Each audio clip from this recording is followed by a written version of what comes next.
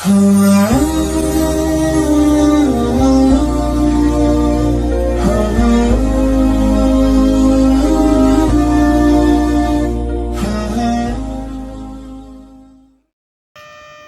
بالله من الشيطان الرجيم بسم الله الرحمن الرحيم ألم تر إلى الذي حاج إبراهيم في ربه أن آتاه الله الملك إذ قال إبراهيم ربي الذي يحيي ويميت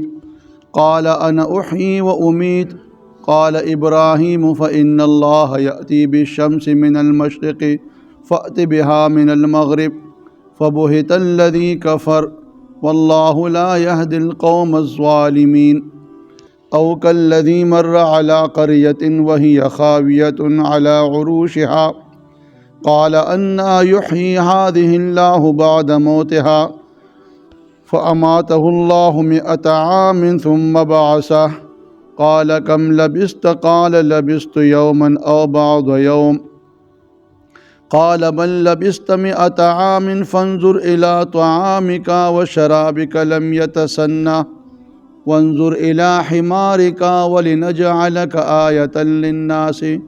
وانظر إلى العظام كيف ننشزها ثم نكسوها لحما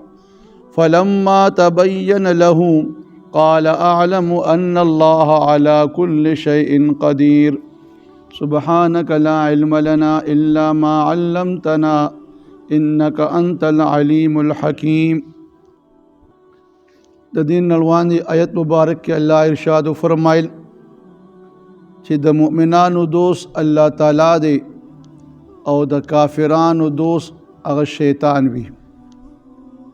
اوس په دې لومبني آیت کې الله تعالی دلته د مؤمن او د کافر مثال بیانوي. مؤمن مثال د ابراهیم علیه السلام دی او د کافر مثال نمرود بادشاہ مثال بیانېږي. دلته په دې لومبني آیت مبارک کې الله خپل پیغمبر ته فرمایي چې الم تر الی الذی آیت نلیدلې یا تا معلومه نه ده حاج ابراهیم فی ربه چې کله جګړه وکړه ابراهیم علیه السلام سره داغه د رب مبارکي چا جګړه وکړه ان آتاه الله الملک د دې وجنا چې دغه کس هغه ته ورکړی شو بادشاہي. روایت کې راځي چې ابراهیم علیه السلام کله هغه ته د اور نه نجات حاصل شوی نو نمرود بادشاہ چونکې د خدای دعوام کړی و او په دغه زمانہ کې قحطي رااله او نمرود بادشاہ ټول غله ځان سره ذخیره کړه. نو څوک چې به د نمرود بادشاہ دربار ته راتلل نو نمرود بادشاہ به اول د خپل ربوبیت اقرار اغستو چې آیا ستاسو رب یم او کنا. نو چا چې به وایي چې او ته زنګ ربې نمرود بادشاہ بوله هغه غله ورکړه. ابراهیم علیه السلام هم د غلې په طلب د پاره د نمرود بادشاہ دربار ته راغی. نمرود بادشاہ حسب عادت بیا تپوس کوي د ابراهیم علیه السلام نه چاہے زستا رب یم. نو ابراهیم علیه السلام ورته جواب کې سوی اذ قال ابراهیم ربی الذی یحیی و یمیت. دا وخت ابراهیم علیه السلام نمرود بادشاہ ته وې چې رب خو زما هغه رب دی چې هغه جمدي کولی شي او مړه کولی شي. کویا بیجان جسم وي نطفه پای کې چې کم دي روح واشي جمدي کی او بیا جمدي سړی چې کم دي هغه خپل طبي عمر پوره کی او د مر پیاله اوس کی. نو زما رب خو هغه ذات دی چې هغه جمدي کولی شي او مړه کولی شي. نمرود بادشاہ د خپل بد عقله په بنا باندې جواب کې وای چې قال انا احيي و اميت دا کار خو زم کولی شم زم جمدي کولی شم او مړه کولی شم. روایت کې راځي چې دغه وخت کې نمرود بادشاہ حکم وکړو چې په جیل کې کم قیدیان دي بے گناہ او د گناہ والا هغه دواړه ما ته راوړئ. دوه کسې پکې ورته پیش کړ چې یو بې ګناه او بل چې کوم دی ګناه کړې واس.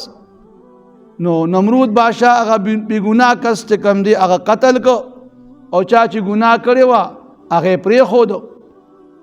لہذا بې ګناه کس چې کوم دی قتل کول دا وجل شو او چې چا ګناه کړې وه هغه پرېښودو وي دا جمدي کول دي. ابراهیم علیه السلام پوه شو چې را نمرود بادشاه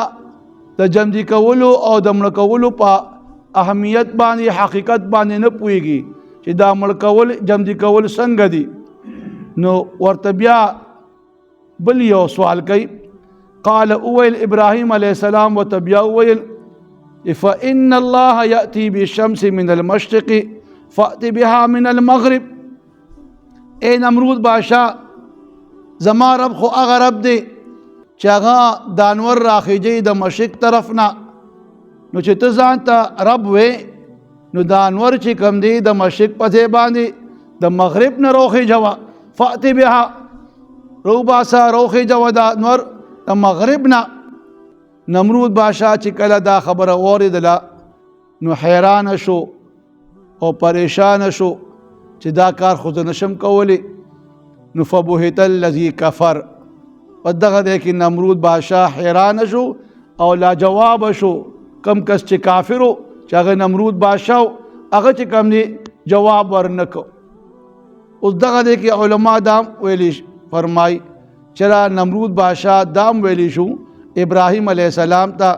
چې را ټیک ته ستا رب چې کوم دی د مشرق نه د انور راخیجي نو چې ستا رب دین ته ورته ووایه چې دا انور چې کوم دی مغرب نه راخیجي. خو دغه دی کې ویده ته دا پته وه چې را ابراهیم علیه السلام خو د الله پیغمبر دی په اور کې مته الله تعالی نجات خلاصي ورکو. نو که زه داسې ورته ووایم او دی الله ته سوال وکړي نو الله به د خپل پیغمبر دا خبره ومني او نور به چې کوم دی مغرب نه راوباسي ځکه الله خو هر څه کولی شي. او ته پته وه چې ما دا خپل دعوا د خدای چې کومه کړې ده دا د دروغو دعوه ده. نو دغه دی کې خاموش پاتې شو او جواب یې ورنکو.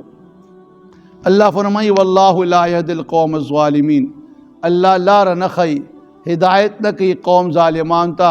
چې کوم سړی ظالم وي د الله نافرمانه وي الله هغه ته نیغه لاره نه ښیي. اوس ورپسې بل آیت مبارک کې دا دوباره د جمدي کېدو او دا حشر چې الله تعالی به په ورځ د قیامت دا ټول خلق جمدي کوي د هغې دپاره الله تعالی په دې دنیا کې خلکو ته ښیي چې زه هغه ذات یم چې زه د مرګ نه پس جمدي کولی شم. اوس په دې آیت مبارک کې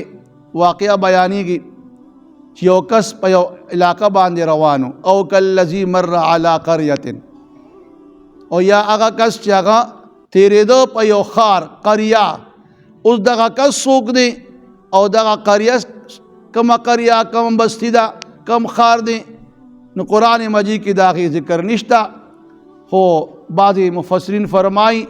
چې دغه کس ته مراد چې کوم دی هغه څوک چې د ارمیا علیه السلام دی او څوک وایي چې دا عزیر علیه السلام دی. زیاتر قول دا دی چې دا عزیر علیه السلام دی چې دا عزیر چې کوم دی یو پیرا په یو علاقه باندې تېرېدو. او هغه روایت کې دا هم راځي چې بني اسرائیلو چې کله نافرمانی شروع کړه نو الله تعالی په دوی باندې بخت نصر بادشاه مسلط کړ. په دنیا کې څلور بادشاهان ډېر طاقتور تیر شوي دي چې د هغې بادشاهي ډېره خوره وه. پای کې دوه مؤمنان دي او دوه کافران دي. مؤمنانو کې چې کوم دي یو سلیمان علیه السلام یادېږي او بل ذوالقرنین یادېږي. او په کافرانو کې یو بادشاه نمرود یادېږي او بل بخت نصر یادېږي. نو چې کله دی بني اسرائیل نافرمانی شروع کړه نو الله تعالی په چې کوم دی بخت نصر مسلط کو. او دغه بخت نصر چې کوم دی په بني اسرائیل حمله وکړه او ټول چې کوم دی تسدس کړ تورات هم په زور واغستو او دغه شاه چې کوم دی الکان ولا قیدیان کړ قضی ولا وینځي کړی او ډېر کسان ووجل. په دغه کسانو کې چې کوم د قیدیان کړیو نو هغه او ټوله علاقې هم چې کوم دی ولا بالکل تباہ و برباد کړه. کورونه ولا چې کوم دي کندرات وګرځول وی غرزول ولا په دې کې چې کوم دي اوزې سم چې کوم دي پکې هم شامل او قیدیانو کې وی چې کله هغه د قید نه راخلاص شو څه ډېره موده پس په هغه علاقې باندې راغی نو د هغه علاقې چې کوم کورونه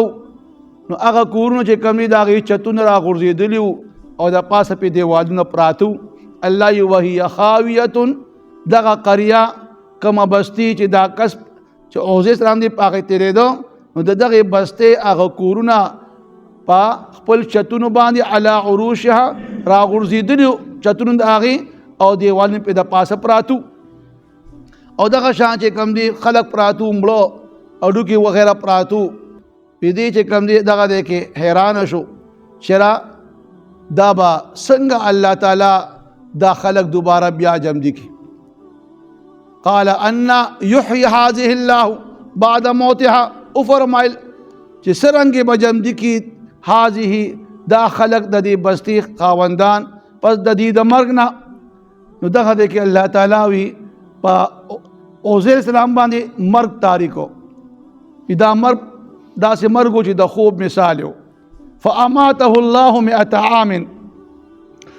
پس الله تعالی تاریک په د باندې مرګ 100 عام سل کاله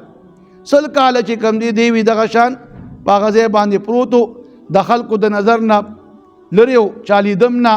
د سر چې کم دی څه خوراک سامان هم او بوی ورسره د خواک د سکاک د پاره څوک وایي چې انجیر میوې هم ورسره وي انګور وغیره او یو ورسره خرو نو چې کله د باندې الله تعالی دا مرګ تاریک سل کاله او سل کاله دی پروتو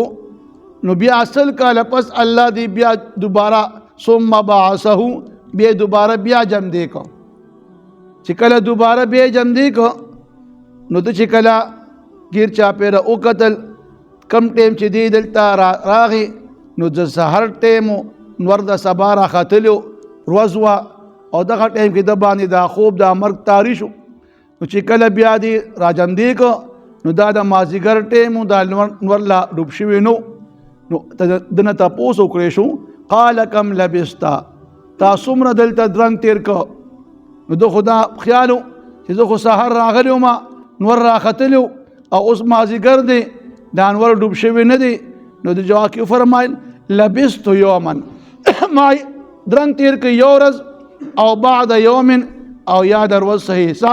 چونکې پوره ورځ هم نو تېره شوې نو یا ورځ ده او یا د ورځې صحیح سا ما تېره کړه یې ورته وفرمایلی شو قال بل لبست 100 عام چې نه ده داسې نه ده بلکې تا یو سل کال چې کم دی دلته درنګ تیر کو سل کاله تا باندې الله چې کم دی مرګ طاری کو او بیا د الله خپل قدرت وتخیا چې سل کاله چې کم ستا د خوراک سکاکو هغې ته وګوره فانظر الى طعامك وشرابك لم يتسنى خوراک او سکاک سیز چې کم دی زیات نه زیات 2-3 ورځې پس چې کم دی خرابېږي په هغې باندې سل کاله تیر شو الله وته د خپل قدرت نه خیا چې سل کاله پسم چې کم دی ستا هغه خوراک سکاک چې کم دی هغه شان صحیح پروت دی نه خوند خراب دی او نه پکې څه بدبوی راغلی ده نو الله فرمایل چې فانظر پس وګوره الی طعامک خپل خوراک ته وشرابک او د سکاک هغه سیز اوبو وغیره لم یتسنى چې نه دی خراب شوی نه رنگ خراب دی نه بوی خوراک دی او نه مزه خراب شوی ده او وانظر الی حمارک او دی خپل خر ته وګوره هغه خر چې کم دی هغه بالکل داغه نه غوښې لرې شوي اډوکي جدا شو یو خوا بل خوا پراتو او زری زریو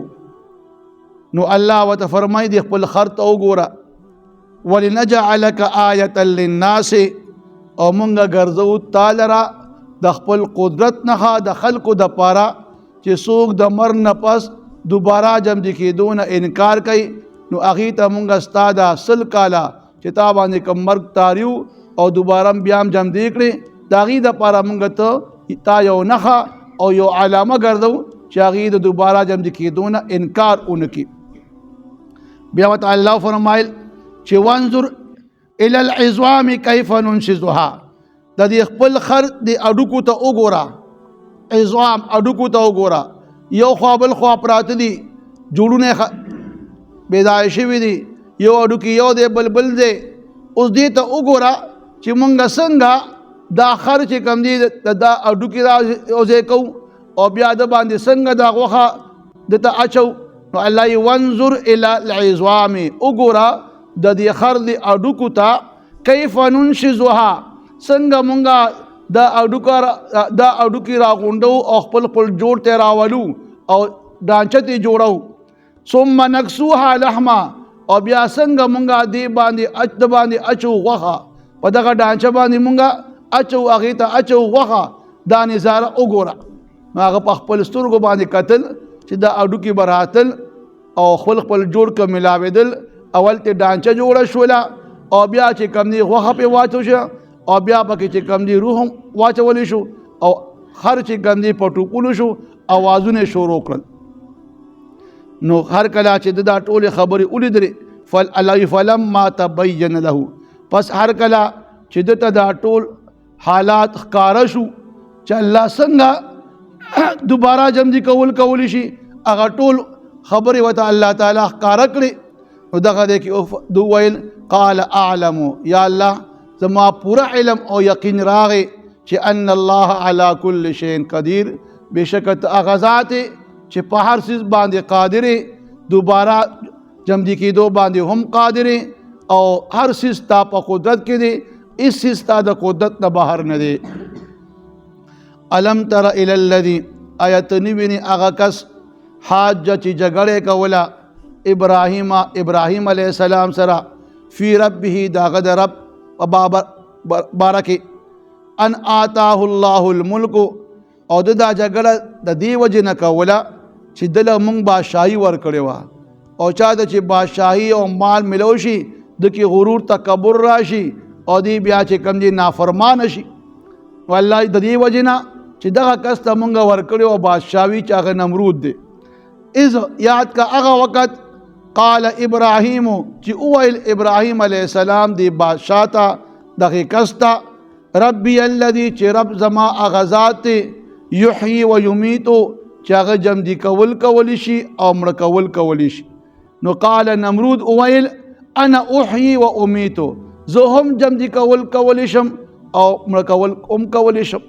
نو قال وویل ابراهیم علیه السلام فإن الله، پس بېشکه الله چې دی یأتی بالشمس من المشرق، یقینا الله تعالی راښکاره کوي روباسي د انور د مشرق طرف نه. نو چې ته ځان ته خدای وې نو فأت بها من المغرب، پس د انور چې کوم دی روباسه د مغرب نه. نو فبهت الذي کفر، پس خاموش او حیرانه پاتې شو هغه کس چې چا کفر کړو. والله لا يهدي القوم الظالمين، الله لار نه ښیي قوم ظالمانو ته. او کالذي مر على قريه، او آیتا نلیدلی هغه کس چې هغه تېرېده په یو خاریې باندې، وهي خاویة، او دغه خاریه خار او بستی راغورځېدلې وه على عروشها، په خپل چتونو باندې، گویا د دغه خاریې د کورونه چتونه راغورځېدلي او د پاسه پې دیوالونه پراتو. نو قال د اویل او خلق پکې چې کوم دی مړه پراتو او ډوکي وغیره، انا یحیی هذه الله بعد موتها. نو د اویل چې څرنګې به جمدي کی الله تعالی د دې کورونو خاوندان پس د دوی د مرګ نه. نو فاماته الله، پس تاریک الله تعالی په د باندې مرګ 100 عام 100 کاله. ثم بعثه، او بیا دوباره جمدی کو. نو قال دته وویلی شو کم لبستا، تا څومره موده دلته تېره کړه، څومره درنګ دې تېر کو. نو قال جواب کې د وویل لبست یوما، درنګ مې تېر کړی دی یو ورځ، او بعد یوم، او یا د ورځې څه حصه. قال دته وویلی شو بل لبست 100 عام، داسې نه ده بلکې تا درنګ تېر کړی دی 100 کاله. فانظر الى طعامک، پس وګوره خپل خوراک ته، وشرابک، او د څښاک دې څیز ته، لم یتسنه، چې نه دي خراب شوي. وانظر الى حمارک، او د خپل خر ته وګوره چې اډوکي زری پراته دي یو خوا بل خوا. ولنجعلک، آیت للناس تدید پارا چې مونږ تا ګرځو د خپل قدرت نخا د خلقو د پارا وانظر الى العظام وګورا او ډکو د دې خرتا کیف ننشزها چې څنګه مونږ دا راغونډو او خپل خپل جوړ ته راولو ثم نکسوها لحما او بیا په د باندې څنګه په دغه ډانچې باندې مونږه څنګه غوښه اچو نو فلما تبین له پس هر کله چې دته دا ټول خبرې ښکاره شولې نو قال وی ویل اعلم زما پورا یقین راغی چې ان الله علی کل شیء قدیر چې بشک الله په هر سیز باندې قادر دی الم تر الى الذي آیت نیونی هغه کس حاج ابراهیم فی ربه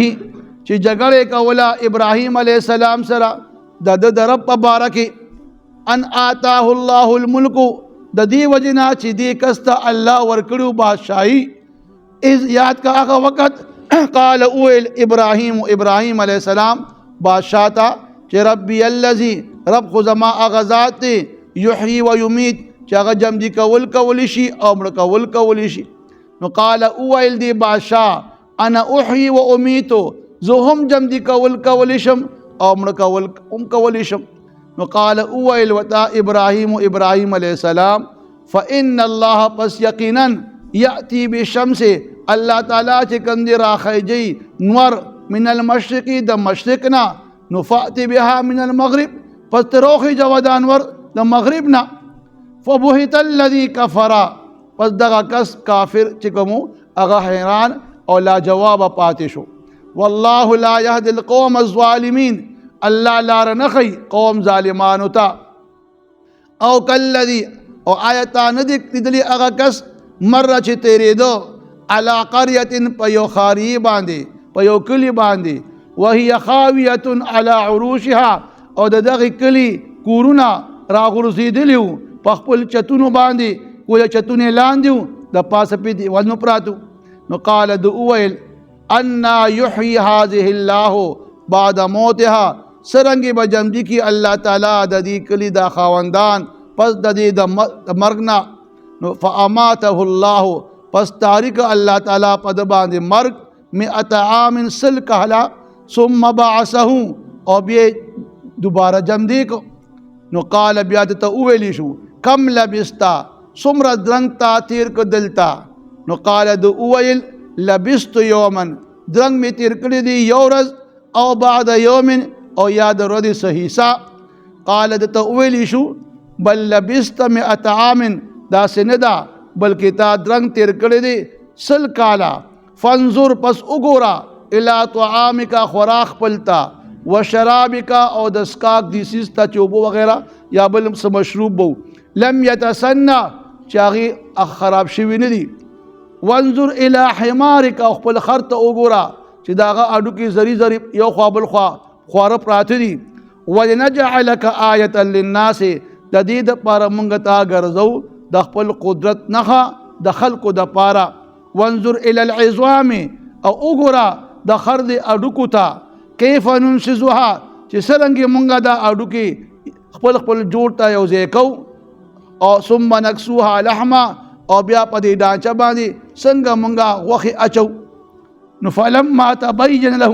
پس هر کله چې د دا ټولې خبرې ښکاره شولې نو قال اویل اعلم زما پورا یقین دی چې ان الله چې بشک الله تعالی علی کل شیء قدیر په هر سیز باندې قادر دی